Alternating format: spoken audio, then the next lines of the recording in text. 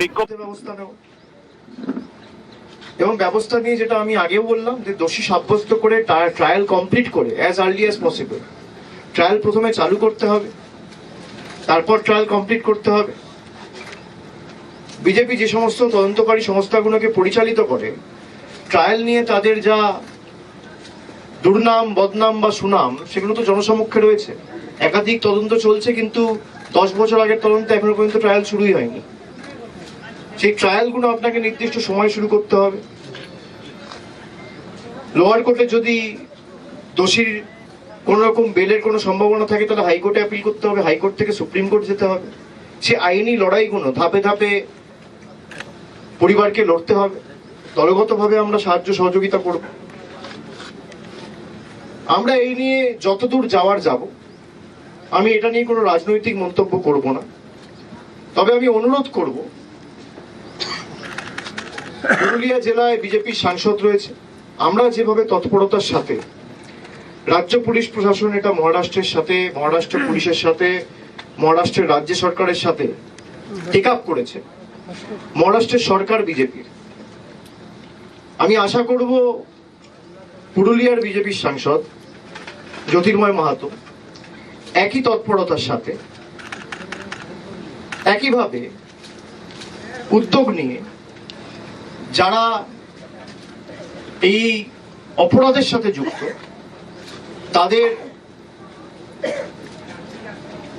বিরুদ্ধে যাতে মহারাষ্ট্রের পুলিশ প্রশাসন দ্রুত ব্যবস্থা নিয়ে ট্রায়াল কমপ্লিট করে তাদের দোষী সাব্যস্ত করে, সে নিয়েও দরকার হলে মহারাষ্ট্রের মুখ্যমন্ত্রী এবং দরকার হলে কেন্দ্রের স্বরাষ্ট্রমন্ত্রীর সাথেও কথা বলবে। আমি এই নিয়ে কোনো রাজনৈতিক মন্তব্য করব না। তাদের যতটুকু পরিধি রয়েছে, তারা বাংলার মানুষের টাকা বন্ধ করার সময় তো দিল্লিতে গিয়ে দরবার করে, তদবির করে, তখন তো কাউকে বলতে হয় না। কিন্তু মানুষ যখন প্রাণে মারা যাচ্ছে, আর অন্য রাজ্যগুলোতে তো হচ্ছে না, এটা খালি বিজেপি শাসিত রাজ্যগুলোতে হচ্ছে। উড়িষ্যায় ক্ষমতায় কে? মহারাষ্ট্রে ক্ষমতায় কে?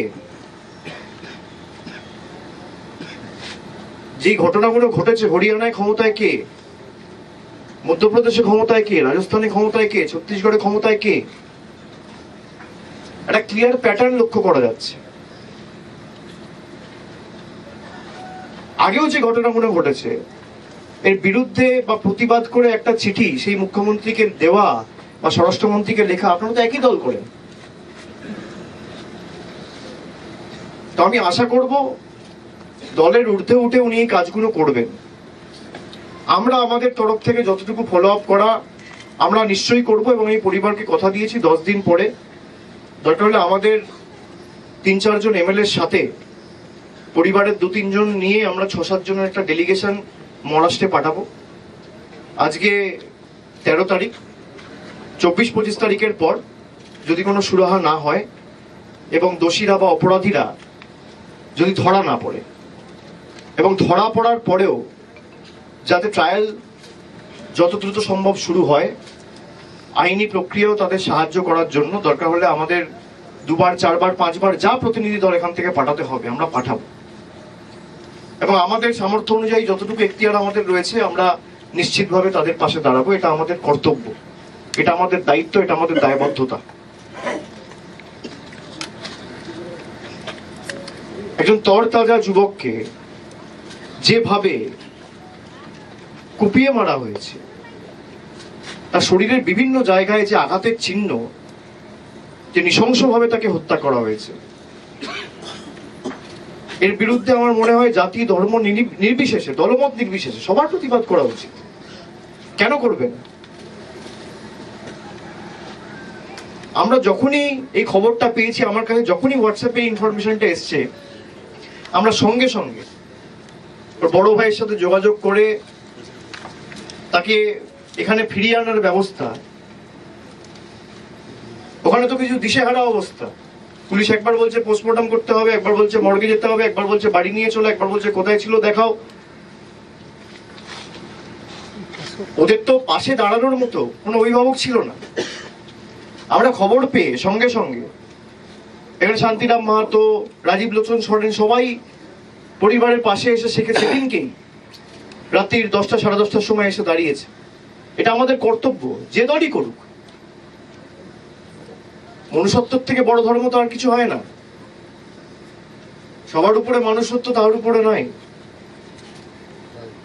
তো আমি আশা করব যে দলের প্রতিনিধিরাই এই পুরুলিয়ায় আছে, জাতি দলমত নির্বিশেষে এর বিরুদ্ধে আপনারা সোচ্চার হবেন, আপনারা আওয়াজ তুলবেন, এবং এই ঘটনা বা এরকম ঘটনার পুনরাবৃত্তি যেন আগামী দিন না হয় সেটা আমাদের সকলকে সুনিশ্চিত করতে হবে।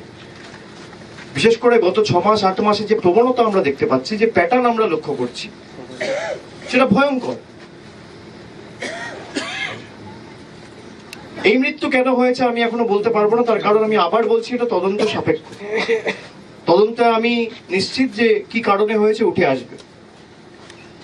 কিন্তু প্রত্যেকটা খুন, রাহাজানি, ধর্ষণ, গুন্ডামি, বাংলা বিদ্বেষী মানসিকতা, মনোভাব, আচরণ, দৃষ্টিভঙ্গি, এটা একের পর এক খালি বিজেপি শাসিত ডবল ইঞ্জিন সরকারের।